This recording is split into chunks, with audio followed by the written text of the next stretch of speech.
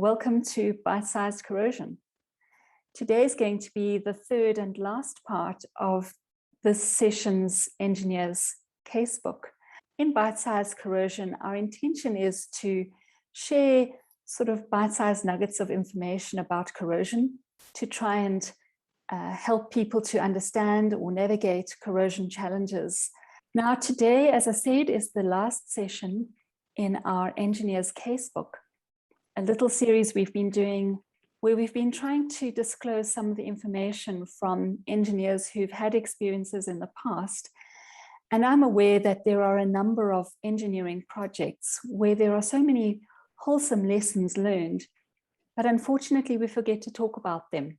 I think this has been a forum that has been helpful. And if you've got some corrosion issues that you've managed successfully, perhaps negotiated in different ways, that you'd like to discuss in this forum, just drop us a line or connect with us through the website, and we'd love to accommodate you. If you recall, last week with Craig, we were talking about AC mitigation. And at the end of the session, Craig made a comment that defect sizes of approximately 1 square centimeter was a good defect size to work with in terms of evaluating AC corrosion in particular. And we raised the question of how we could find those defects. And Neil Webb was due to spend time with us today to discuss a technique of finding defects and finding information about the buried pipelines.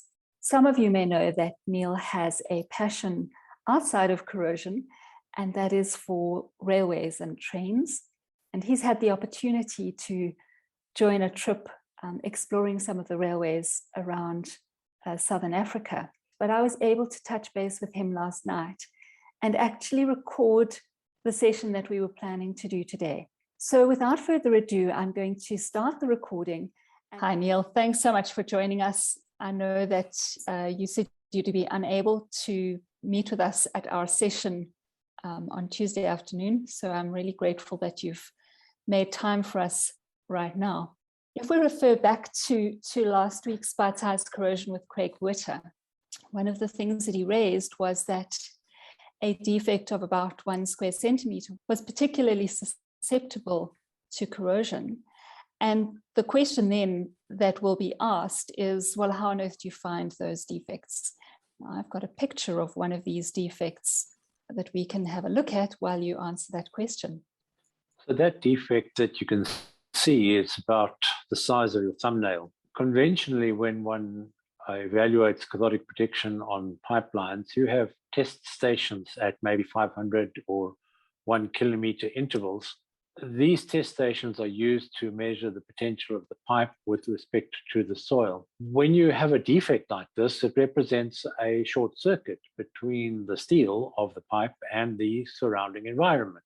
So therefore, there is some electrical disturbance in the system. If you have a look at the next slide, you can see that the potential of the pipe is measured with respect to a reference electrode that is placed over the pipe. And then we've got a DC supply on the right-hand side, which is our cathodic protection system. The problem is that that reference electrode represents only about 3 meters of the pipe. And so in order to find and evaluate a defect, you have to move that reference electrode over the top of the pipe. And there are a number of surveys then that can be used in order to find these defects and evaluate them. As you can see, there's a significant number of very interesting acronyms. It really is like acronym soup. And the question really that one should be asking is, well, which one does one choose to use? Or does it just depend on the weather? Depends on whether you want to use it or not. The survey that you choose is actually dependent on what results you want to get. Are you trying to find defects? Are you trying to evaluate the overall pipeline? Are you trying to evaluate perhaps the cathodic protection in a particular area? And each system has its strengths and weaknesses. And we're going to be delving into that in some detail in our October series. Right, yes. So that'll be a good opportunity for us to discuss further on the individual surveys, but I'm sure, knowing you, that something must have attracted your attention to using these overland surveys anyway. Would you like to start with a history lesson? Yeah, well, it dates back nearly 40 years when I was involved in the rehabilitation of a fairly long pipeline. We were the consulting engineers for the owners of the pipeline, and they came to us and said, listen, we've had an approach from some bunch in the UK who've got a fancy survey technique that they reckon will help us to evaluate the condition of our coating. Now, we had just spent a long time evaluating this pipeline, decided what needed replacing, and so on and so on. And when I first saw this technique, my response was, well, these guys must be smoking something.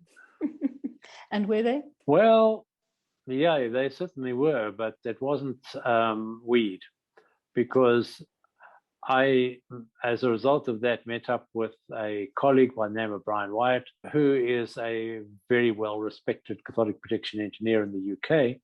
And I first told him that he was talking rubbish. He told me that he wasn't talking rubbish. So we met probably over a beer and discussed this lot. And net result of that was that we then conducted a survey over this pipeline in order to see what it was. Now, this was a close interval potential survey known as CIPS, right. And it was probably the biggest survey of its time, bearing in mind this was in the early 80s. Now, I've got some of that data, which we can perhaps discuss. There you can see that we've plotted the potential of the pipe as a function of distance, and starting at the pump station, and there's some criterion lines that go across the page, and we can see that the pipeline potential is relatively stable as you go across. Now, when you have a defect in the coating system, it creates a disturbance in that pretty picture. Oh, wait, like this one? Yeah, now that one's really got a story. Because after we had rehabilitated this pipeline, the consulting engineers, the pipeline engineers, wanted to actually replace the first 10 kilometers of pipe because they said it was too high risk. It was high pressure, low lying, nearby a town, and so on and so on and so on. They agreed to defer their decision until after we had done the survey. And this survey then showed that only the section 1 kilometer long between kilometer 9 and 10 actually showed any significant anomalies. Right. We then excavated this section of pipe and found that although there was no wrapping left, the fact that they'd managed to keep the cathodic protection system running meant that the pipeline external was still in pristine condition. So in that particular situation, the survey then saved the client from having to replace 10 kilometers of pipe for the price of the survey and rewrapping 1 kilometer. If you have a look at the next slide, you'll see that further on, the pipe was in good condition again from a coating point of view. Now, we have no idea why that one particular kilometer was so bad, but there you go. That was the benefit of the survey. And the net result of that is that Brian and I have become very good friends and steadfast colleagues over the years. And we still collaborate on surveys and other things, both here and overseas. Oh, that's excellent. Now, I'm sure that the equipment must have looked quite something. And I've got this photograph. Is this the very same survey equipment? Absolutely.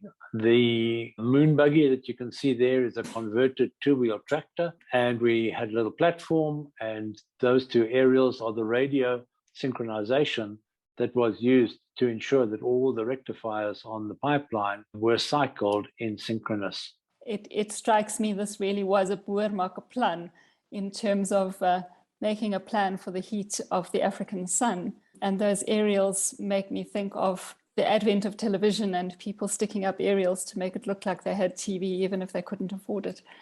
Yeah, right. That's not exactly the most portable set of equipment, does it still have a use today? I mean, I can't imagine people wanting to drive tractors around everywhere. Well, of course, you can't get the tractor everywhere if you have a look at the next photograph.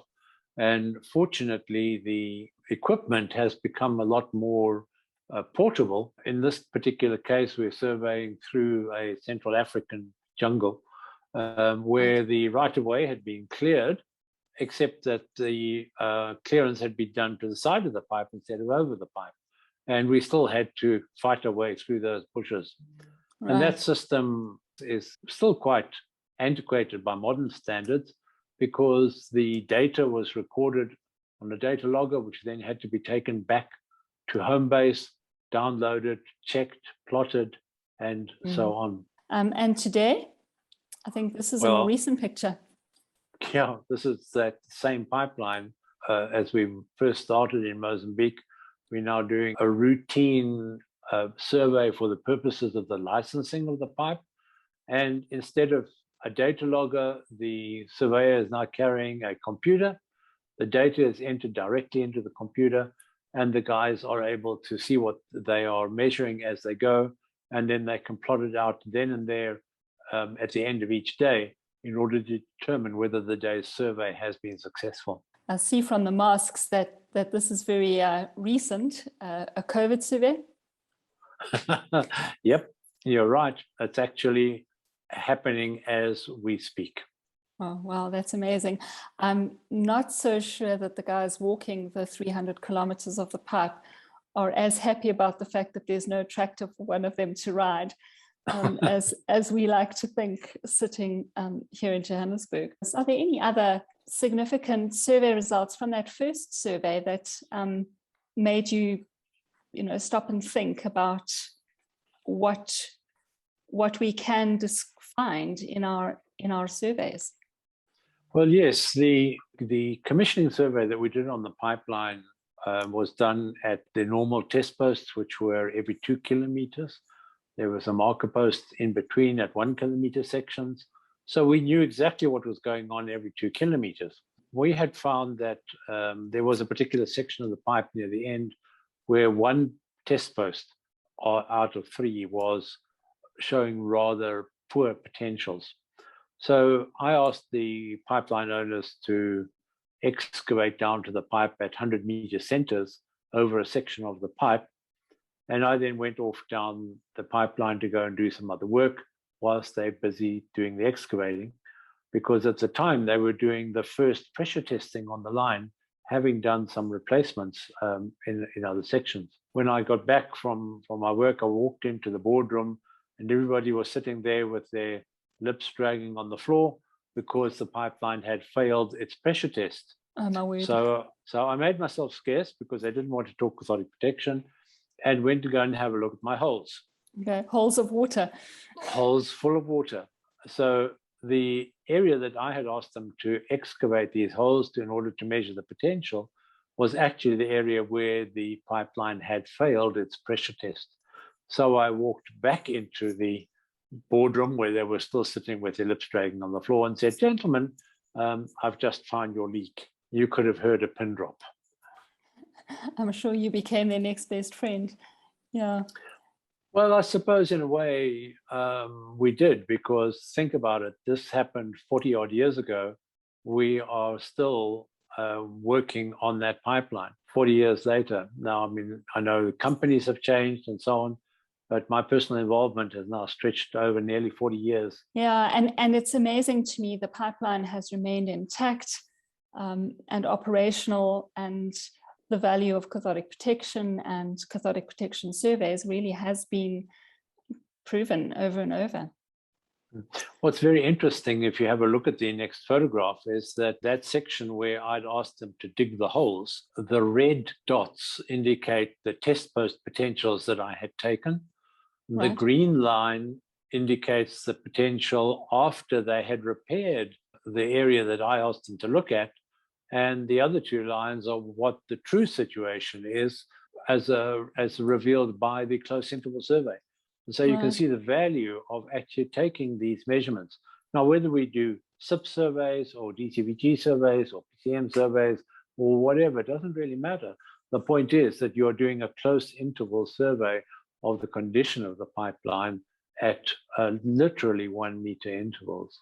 And I guess at each stage, the close proximity of the respective measurements is telling us really, as the name says, close detail about the potential status of the pipeline along the way, which can be very valuable. And sometimes, as you showed, the pipeline potentials at test posts can be a little bit misleading. It looks like everything is fine, but when you drill down, you can then really identify if there is a problem.